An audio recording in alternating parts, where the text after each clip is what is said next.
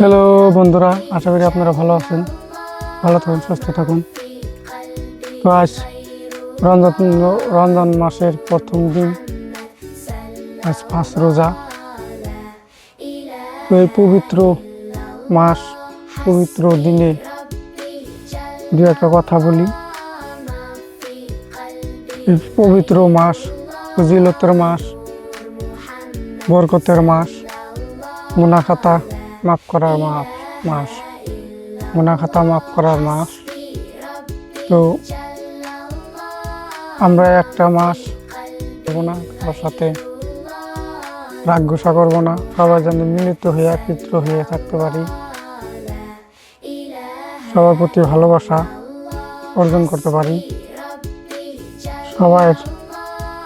সবাই যার নিজের নিজের খেয়াল রাখবে, নিজের প্রতি, আশেপাশে পাড়াপড়শি যারা আছে তাদের প্রতি,